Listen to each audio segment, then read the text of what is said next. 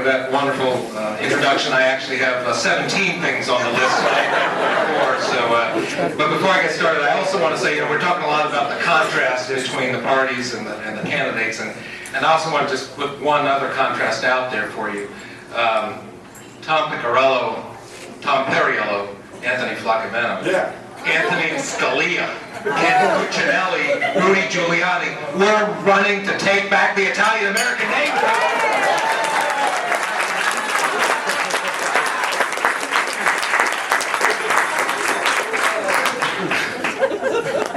So I'm going to be pretty brief with you because I know y'all have been heroic in staying this long. It has been a wonderful evening. It's been a real privilege for me, quite honestly, to be here. And really, this whole campaign has been a privilege because I've done a lot of different things in my life, and it's always involved a lot of people and eliciting and engagement and support from people, including financial support. But this is the first time in my life that I've had to ask so many people to give so much to me, as opposed to something we were building in the community, or to a program that was helping connect farmers with low-income consumers. It's a different sort of thing, and it's really quite amazing and quite humbling to be in the position to have so many folks being so generous. I'm really very, very grateful. I'm going to give you the 1 or 2 minute update on the campaign because some of you all have asked. We have gotten to the point now, 31 days out, where we are absolutely in a winnable race. We have found out that our candidate, our congressman, I forget what he is, he's a congressman, and he has under 50% support at this point in the data we're getting. Most of the support that he has is quite lukewarm. It's fairly easily moved. We are closing the gap, and what we know without a shadow of a doubt is that our challenge and our opportunity is if we can just give folks just a little bit of information about me so that they can compare me with the incumbent, we win. So the real challenge that we all face is getting a lot more people in these last 31 days registering voters, but also going out and making the calls and doing all of that. That's really what it's going to take. And if we do that, we'll win. We'll get this seat back. So it really is a doable race. One other thing that I get asked about is the debates. We have 2 debates plus a third forum sponsored by the Roanoke Kiwanis. The forum is the last of these things at this point. It's not exactly a debate, but both of us will be there fielding questions. But we have 2 formal debates, one in Abingdon, sponsored by the League of Women Voters on the 18th of October. Will be televised by Channel 5 and perhaps some others. And one on October 22nd, sponsored and televised by the Bluefield television station. We are working on the potential for another debate. Hopefully in this part of the district we don't yet have that, but I know my campaign manager, Eric Anderson, is working really hard on that. So we really are in a winnable race, and sorry, can I be like Mick Jagger? Can I toss this out? We're in a winnable race, and we can do it. And I want to now kind of close out our evening by just drawing some real attention to the fundamental differences between myself and my opponent, and really the party and the movement that he's been part of. Morgan Griffith and the Republican Party talk a lot about being pro-military, and they're very happy, or at least let's say very willing, to send American men and women overseas in combat in dangerous zones all over the world. They say they're pro-military and they say they're pro-veteran, but they have worked since the Bush years and right through to this present time to cut veterans' benefits. As Tim Kaine said, they voted against a bill to fund job creation for veterans, and their reason was they said it was too expensive at $1 billion. They're willing to spend close to $1 trillion sending people overseas to fight, to die, to get injured, to get PTSD. They don't want to spend $1 billion when those folks come home to help them be employed. I say, what part of military are they pro? Yeah. Exactly what they say they're pro-worker. They talk all the time about how elitist Democrats are, but no, they're pro-worker. Well, they fought to defund worker safety. They fought to take the NLRB back several steps, so that the National Labor Relations Board, so that workers would have much less opportunity to organize into unions and would not be protected against companies that were out to do them in. They have done everything they can to stop every type of bill that would advance and balance the scales between workers and management. They say they're pro-worker. They're not pro-worker. They say they're pro-jobs. You hear them talking all the time about the economy, that they're pro-jobs, that they've got a plan for the economy. But if they're pro-jobs, tell me how it is that they just voted against a bill that would have closed loopholes for companies sending jobs overseas and given a tax credit for them bringing them back home. How is that pro-job? Yes. They are not pro-job. Yes, all right. They voted against coal. Now these people say, and this is their biggest favorite tune they sing.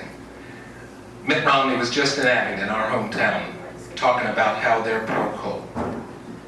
They say they're pro-coal, but they fought black lung benefits that were passed into the Affordable Care Act that made it possible for the first time since Ronald Reagan for coal miners to have a decent chance of winning their fights for black lung. They fought widows' benefits for those men and women whose spouses died from black lung. They fought mine safety legislation that the Senate wanted to pass just months after 29 miners died in Upper Big Branch. Tell me what part of coal they're pro. They are not pro-coal. And lastly is maybe their biggest farce of all, they say they're pro-family. They say they're pro-family. Well, they have fought everything in education from early childhood and Head Start clear on through Pell Grants. The Ryan budget endorsed by Morgan Griffith and Mitt Romney, that looks at 2 million fewer kids getting to get through Head Start, 1 million fewer young people getting Pell Grants. They have fought not only those things, but at the other end of the spectrum, this pro-family group has fought against Medicaid, which is treating not just low-income families, that's absolutely critical, but also the elderly and the disabled. They have fought to privatize Medicare, as we well know, and perhaps most incredibly of all, this pro-family party, they are fighting against efforts to protect our land, our air, our water, our soils, our farms, which is the future for us, for our children, and the world. And they are doing everything they can to water down and destroy the regulations, but not just the regulations, the businesses, the companies, the organic farmers, and everything else that is going to make a healthier, stronger planet with better jobs for people. That's not pro-family.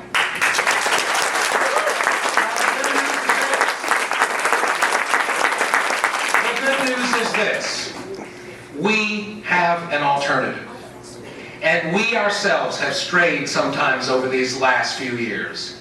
And we've got to get back on point and back on center. And that is that we stand for working people. Yes. We stand for working people through all of the struggles and through all of the challenges that they face, whether they're in the coal fields, whether they're in factories, whether they're teachers, whether they're miners. We stand for them. And we stand for jobs, but not just any jobs, for good jobs that pay a livable wage and provide decent health and working conditions. We stand for that. And we stand, as Carrie said, for a future. We stand for a future where we stop saying we've got to make these choices. It's either jobs or the environment. It's either pro-coal or against a miner's health. We have got to stand up and say those are false choices. We know there's a better way. It's happening in the ninth. It's happening in the country. We can build a sustainable society that is better for people, builds community, and sustains the ecosystem that we all depend on. We know how to do it. We can do it. And we've got to stop accepting their lies.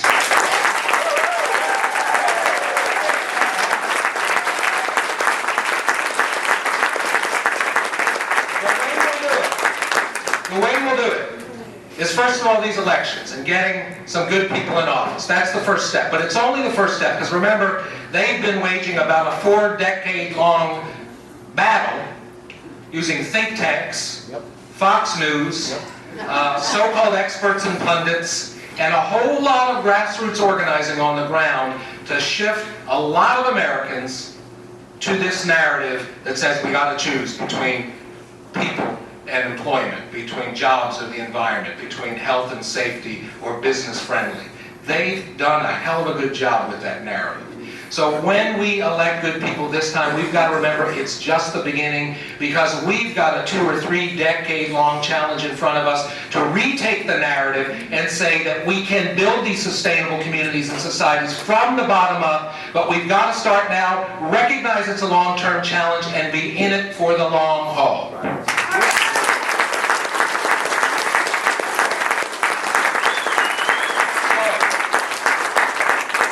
I won't implore you to phone calling and to donating and to all the other things, because you've already been asked many times tonight. I know that this is a room full of generous people, people who care about this community and about our world, so I know you will do your best. But what I will do as your sort of somewhat unconventional candidate is I'm going to ask you all to stand, and we are going to sing a song. All right.